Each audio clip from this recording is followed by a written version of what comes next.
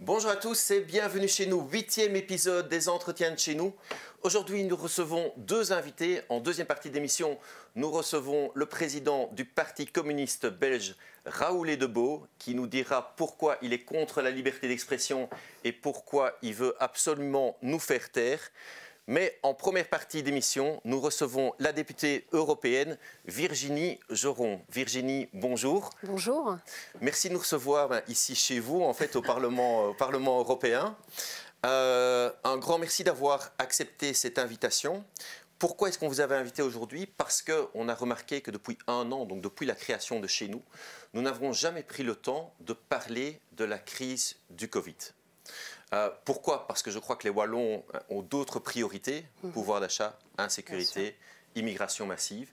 Et donc, je crois qu'aujourd'hui, c'est le bon moment de prendre un peu le recul et de regarder ce qui s'est passé pendant ces 2 ans, ces 3 ans de crise de Covid. Alors, vous siégez dans la commission Covid au Parlement européen. Quel est votre avis, avant de poser les questions, quel est votre avis général par rapport à ce qu'on a connu ces dernières années? Déjà, je vous remercie pour cette invitation. C'est un honneur d'être là avec vous. Et puis, vous avez dit chez nous, chez vous. En fait, c'est chez nous aussi. Exactement. Et c'est chez vous, donc ça tombe bien. Écoutez, un avis critique depuis le départ, parce que en France, comme vous le savez, Macron a dirigé d'une main de fer la crise Covid, avec la mise en place d'un pass sanitaire qui a été mis en place avec des mesures nationales très dures. Je crois que la Belgique aussi a un peu suivi le rythme. C'est toujours ce qui se passe en France. Voilà, c'est bien dommage parce que c'était pas un modèle. Donc plus d'accès au cinéma pour les adolescents, plus accès aux loisirs. Il fallait aller au restaurant avec un pass sanitaire. Donc une mise en place de mesures très rigides qui m'ont tout de suite alertée. Je me suis dit, pays de liberté, vous l'avez dit, c'est important. Donc du jour au lendemain, on se retrouve. Effectivement, il y avait une crise sanitaire et en parallèle, on nous a enlevé tous nos droits. Et un point important, c'est qu'aujourd'hui encore en France, des gens ne peuvent pas aller travailler parce qu'on considère qu'ils sont dangereux pour les autres. Je pense au personnel suspendu en France, que ce soit des soignants, des médecins, des pompiers, même du personnel qui travaille autour des hôpitaux, qui ont un accès avec les patients, aujourd'hui sont toujours suspendus. Donc on en est encore là. Et cette commission spéciale Covid qui a été mise en place en fait juste après la première vague pour tirer bilan de la gestion par l'Union européenne, puisque vous avez vu, c'est eux qui ont tout mis en place, et puis après les États membres ont suivi derrière, veulent faire un bilan. Donc je le dis tout de suite, pour eux, il n'y a aucune remise en question, tout a été parfait. Au contraire, il faut continuer et mettre encore plus de mesures cadrées, mettre en place un calendrier, mettre en place une stratégie européenne pour les États membres.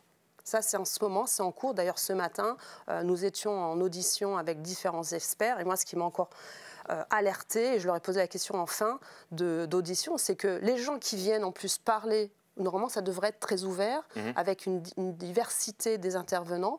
Et ce matin, on avait une association qui était payée par l'État grec. Et puis l'autre, c'était une espèce d'ONG qui est payée par la Commission. Donc là aussi, il n'y a pas... Donc, malheureusement, cette commission, et ça va être le résultat de ces travaux d'un an, c'est qu'en fait, on se retrouve avec les mêmes, aucune diversité, aucune remise en question, aucune opposition constructive, toujours constructive, pour arriver à des mesures qui seraient de bon sens pour les citoyens européens. Okay.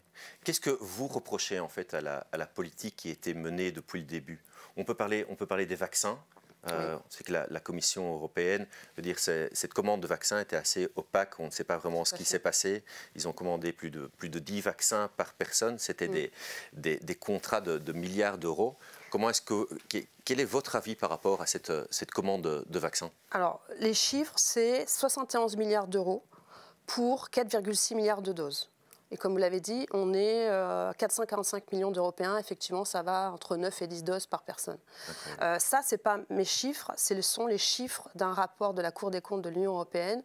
Et d'ailleurs, grâce à eux, on a pu obtenir le prix des doses, qui se situe entre 17 et 20 euros. 17 et 20 euros par dose. 10 doses par personne. Vous avez vu un peu, ça va loin les chiffres. Quel gaspillage d'argent public. Oui, parce qu'aujourd'hui, la plupart de ces doses sont soit périmées ou soit elles sont envoyées dans les pays africains et qui n'en veulent pas. Ça aussi, ça a été révélé lors des auditions. Ce que je reproche, et on est plusieurs à le reprocher, c'est ce manque de transparence. Alors, effectivement, il y avait une crise, il y avait un état d'urgence, on l'entend. La plupart des pays étaient dans un état de confinement, donc il fallait remettre les gens dehors et prendre le moins de risques possible, donc pourquoi pas. Il faut se rappeler une chose, c'est qu'en fait, c'est la première fois que la Commission se saisit de tels achats groupés. Et c'est une idée de Macron. C'est-à-dire que c'est Macron qui a dit à la Commission d'agir de cette manière pour pouvoir être réactif, je l'entends bien, mais quand on voit ce qui s'est passé en France avec une gestion de la crise sanitaire par des cabinets privés comme McKinsey, on se pose la même question au niveau de la Commission. Parce que les cabinets privés, ils facturent, ils surfacturent, et c'est notre argent aussi. Et je le dis ici, il y a quand même assez de fonctionnaires européens qui sont d'ailleurs très bons, qui auraient pu faire ce travail. On se rend compte, donc, grâce à ce rapport de la Cour des comptes, donc manque de transparence, c'est eux qui le mettent noir sur blanc. Ils ont posé des questions à la présidente de la Commission, donc Mme van der Leyen, au sujet de ces SMS, puisqu'on a tous appris, et tout le monde maintenant le sait, c'est une affaire de notoriété publique, une négociation avant la signature des contrats entre le PDG de Pfizer, M. Albert Bourla, et Mme van der Leyen. La médiatrice qui a été saisie de cette demande d'obtention des SMS n'a pas pu les obtenir, donc elle-même ne les a pas pu les obtenir. La Commission a refusé de les transmettre. Donc, d'un côté, vous avez cette Commission européenne qui, tous les jours, vante les mérites de leurs actions en disant qu'il faut... et qui attaque surtout certains pays tiers comme la Hongrie, la Pologne, pour opacité ou pour non-respect des valeurs de l'Union européenne. Et en attendant, la dirigeante de cette Commission ne s'applique pas à ces mêmes principes. Donc c'est choquant. Après, il ne faudra pas s'étonner si les citoyens européens critiquent l'action de l'Union européenne, et on le verra sans doute aux prochaines élections européennes, parce que ce qu'on veut appliquer aux autres, il faut se l'appliquer à soi-même. Moi, en tant que député européen, je n'ai pas pu avoir accès à ces contrats. Il a fallu batailler pour avoir accès à ces contrats. Et quand on a eu accès à ces contrats, sur 90 pages, les 3/4 étaient grisés. Où en fait, les éléments les plus nécessaires et dont les gens ont besoin n'étaient pas visibles, comme les prix, comme la clause de responsabilité. Donc évidemment, sur le principe, au départ, pourquoi pas ?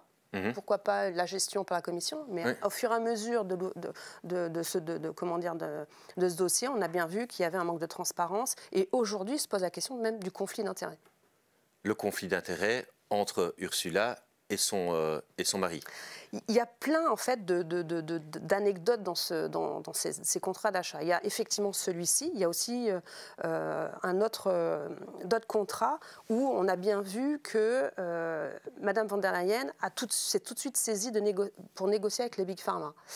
Et il y avait un autre contrat, pareil, où ils ont obtenu des fonds européens et il n'y a pas eu de commande après par la Commission. Mais ils ont obtenu, je crois, 160 millions d'euros.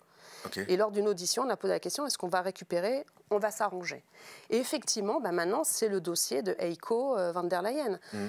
Sa société Orgenesis en Italie, qui est a priori une société dormante, où il était dans le conseil d'administration et qui, comme par hasard, s'est enlevé du conseil d'administration pour ne pas voir qu'il figurait encore dans cette société, mais une société donc, spécialisée dans le projet de thérapie génique, qui a obtenu 320 millions de la part de la Commission, et qui n'a rien fait puisque en fait, quand vous allez voir sur le site de cette société, c'est une société qui est dormante, et quand on va plus loin dans l'arborescence de cette société Orgenesis, on voit bien qu'il y a une branche aux États-Unis. Et là, on voit bien qui est le dirigeant, c'est donc bien le mari de Mme van der Leyen. Donc aujourd'hui, il y a cette suspicion de conflit d'intérêts. On avait le problème de la transparence des contrats, suspicion de conflit d'intérêts. Et c'est pour cela, d'ailleurs, que beaucoup de nos concitoyens ont saisi la procureure européenne pour ouvrir une enquête concernant ces milliards d'euros, parce que ces milliards d'euros, c'est le budget de l'Union européenne, c'est notre argent, et elle est compétente pour faire une enquête au sujet des deniers européens. Donc moi aussi j'ai fait ce signalement, comme les autres citoyens, je l'ai fait aussi à l'aide d'un avocat, et donc il y a une ouverture d'enquête. À ce stade, je n'ai pas encore de retour de la part du procureur. Mais nous suivons le dossier et même en commission Covid, la présidente nous a bien indiqué qu'elle allait se mettre en relation avec la procureure et qu'elle allait suivre aussi en parallèle le dossier. Et je sais, dans les couloirs, des bruits de couloirs qui commencent maintenant à traverser les murs, effectivement, ils ne sont pas à l'aise. Et est-ce que c'est moi, parce que si on parle de gaspillage d'argent public, si on parle de non-transparence, si on parle de conflit d'intérêts, est-ce que c'est moi ou cette histoire n'est pas assez médiatisée? Est-ce effectivement, que elle n'est pas l'après-Covid, est-ce que, et en Belgique non plus, est-ce qu'il ne serait pas temps maintenant pour tous les gouvernements et l'Europe également de prendre ce recul et de se dire, OK, qu'est-ce qui ne s'est pas bien passé dans cette histoire? Quelles étaient les erreurs politiques? Et pouvoir au moins, je ne dis pas qu'il y a des têtes qui doivent tomber au gouvernement ou à l'Europe, mais qu'on puisse au moins être prêt pour prochaine crise possible. Alors, il y a quelques États qui se sont réveillés, les Pays-Baltes, la Pologne, par rapport à cette obligation qui avait été négociée d'acheter plein de vaccins. Donc on les a mis dans un engrenage et ils étaient obligés de continuer à commander. Et comme vous avez bien vu, aujourd'hui, l'épidémie n'est plus la première vague. On nous parle de 8e, 9e vague en France, mais bon, c'est pas non plus l'hécatombe. Donc les gens, au fur et à mesure de la vie, de vivre cette épidémie, de même le vaccin, certains se sont fait vacciner, ils ont bien vu que bon, la 3e dose, c'était bien, mais la 4e, elle passe pas. Donc ça veut dire les États se retrouvent avec beaucoup de stocks. Ils ont mis en place le système COVAX pour que ce surplus de stock soit renvoyé en Afrique, mais les Africains n'en veulent pas. Donc il y a un gaspillage effectivement de doses. Donc certains États membres ont alerté la Commission, comme les Pays-Bas, comme je le disais, la Pologne, pour renégocier ces commandes, pour soit stopper, soit acheter des vaccins réactualisés. Parce que là, jusqu'à présent, jusqu'à cet été, c'était l'ancienne souche. Donc là, ils ont réussi à faire passer effectivement cette volonté de modifier le vaccin pour cet hiver. Mais a priori, pour l'instant, ce n'est pas encore sorti des fournisseurs. Donc certains États, au niveau de ces contrats, ont réagi. Après, sur le conflit d'intérêts, c'est un sujet tabou. Et puis... ils font partie du Conseil européen, donc du coup, ils ont participé à tout ça. Donc c'est politique, effectivement. Est-ce que politiquement, aujourd'hui, ils ont un intérêt à attaquer Mme von der Leyen? C'est ça la question. Certains vont jouer de ça par rapport à des sanctions que la Commission a l'intention d'émettre, comme la Pologne. Donc c'est pour ça. Et en plus, il y a la guerre en Ukraine. Donc là aussi, c'est un sujet où il y a des possibilités de négociation. Donc là, c'est chaque État membre qui va un petit peu défendre ses intérêts politiques pour voir si c'est un sujet qu'ils peuvent mettre dans la balance.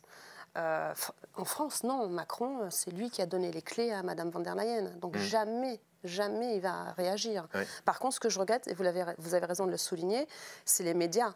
Pourquoi les médias ne parlent pas de ce scandale? Pourquoi les médias, quand on a la procureure, c'est une toute nouvelle fonction, le parquet européen, se saisit de l'ouverture de cette enquête, en France, ça a fait un petit article de 15 lignes, alors que ça aurait dû être dans les au JT. Journal télévisé. Attendez, premier cas d'ouverture de dossier, c'est l'affaire des contrats Pfizer. Pas un mot. Ils sont complices, moi je le dis, les médias mainstream sont complices de cette politique et du système qu'il y a avec la Commission. Et quand ce sont des médias dits alternatifs, ils se font attaquer de fake news parce que, et encore là, ils n'ont pas pu attaquer puisque c'était même elle, la procureure, qui a publiquement communiquer sur cette ouverture d'enquête. Okay. Donc bon, c'est regrettable, mais ça fait partie de toute cette stratégie autour de la crise Covid. Oui. Mais on voit qu'il y a quand même pas mal de personnes qui se lèvent.